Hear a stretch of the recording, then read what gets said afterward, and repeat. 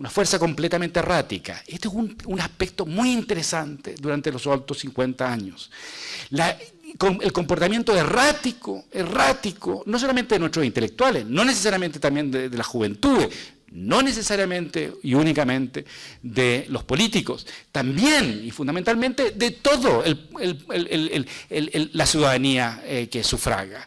Mi impresión es que estamos hablando de mayorías, y esto es una cosa bastante curiosa, mayorías que hacen su aparición fundamentalmente en la elección de 64. Ya mencioné que esa elección había sido por mayoría absoluta. Esa mayoría es una mayoría extraordinaria, ¿cierto? Extraordinaria. No hay parangón en la política chilena, porque la política chilena era una política de partidos políticos, y por lo tanto, y de multipartidismo. Aquí hay una sola fuerza, y si seguimos la idea, ¿no es cierto?, de Tomic, iban a gobernar durante 30 años, y además con un sectarismo feroz. El Partido Demócrata Cristiano es uno de los partidos más sectarios, y los gobiernos más sectarios que se han producido. Y produce mucha bronca, y mucha bronca en la derecha, y justificadamente. Es una bronca justificada de la derecha, porque los hace anular, los anula políticamente, y la reforma agraria es odiosa, sumamente odiosa. Pero en este contexto, las mayorías están por eso. Hay aval de lo que se hizo, de las grandes transformaciones, la reforma agraria, la chilenización, eventualmente la nacionalización del cobre. Hay y cuentan con mayorías, y esas mayorías están con Frei, eso sin lugar a dudas. ¿Está en el año 70 también? Yo creo que sí, definitivamente. Se suele decir de que Allende llega a la presidencia solamente con una pluralidad. Eso no es cierto, a mi juicio, eso no es cierto. El gobierno de Allende contó con mayorías, y con mayorías considerables, y no tan distintas a las mayorías que contó en su momento el gobierno de Frei Montalva. Esto, con pacto de garantía o sin pacto de garantía, da absolutamente lo mismo. El apoyo de la democracia cristiana, si ustedes consideran de que la candidatura de Tomic el año 70 era más extrema, más radical, porque era Mapu, fundamentalmente, más que la del mismo Allende,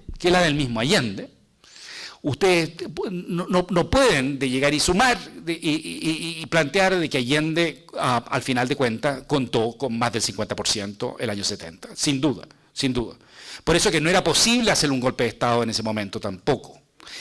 Ese es un gobierno que después, al siguiente año, yo creo que puede llegar a tener bastante más del 50%, pero considerablemente más de 50%, más apoyo. El punto es de que en marzo del 73, Allende y la Unidad Popular cuentan con, algunos dicen 45% en las parlamentarias, ¿no es cierto?, 44%, bueno, con tal de que fuera 44%. Yo creo que eso 44, 45, a mí me parece que es un empate entre la oposición a Allende y a la Unidad Popular y las fuerzas de la Unidad Popular. Yo creo que es un empate. Si ustedes consideran de que el 44% es insignificante, bueno, es más o menos que el 45 o 44% es lo que va a tener Pinochet el año 88. Y la transición ha sido y continúa siendo, según cuál es el diagnóstico que uno hace, y tiene mucho que ver con ese 44%. Yo creo que el gobierno de la Unidad Popular contó con mayorías, y al final de su gobierno contó, por lo menos en marzo, con el 50-50%. Además, Allende tenía la Constitución a su favor, y además tenía a los militares a su favor. Esa es la razón por la que se le tuvieron que hacer un golpe. El país estaba absolutamente dividido. Mi impresión es que el país políticamente está dividido desde ese entonces hasta hoy día. Este es un país que está 50 y 50. Y es por eso que se ha terminado por establecer la lógica del binominalismo. Y por eso que, aun cuando a los grupos políticos inicialmente de oposición a la dictadura no les gustaba la idea, lo han mantenido. Y por eso que tenemos la misma constitución de Pinochet, la constitución de 1980. Es más, la constitución de 1980, la constitución de Pinochet, la constitución de la dictadura militar, es la constitución de la concertación. Hay mayorías. ¿Tiene mayoría la dictadura militar? Yo creo que sí. Definitivamente. La mayoría estaba por la dictadura militar. Es más, a pesar del desgaste de 16 años, a pesar de la crisis económica del 83 al 86, a pesar de ese desgaste, Pinochet en el plebiscito del 88, que se están cumpliendo 20 años, ¿no es cierto? A pesar de eso, Pinochet pierde, gana, corre solo, sale segundo, pierde, gana, da lo mismo, con el 44%. Por lo tanto, el resto del otro tiempo contó con mayorías.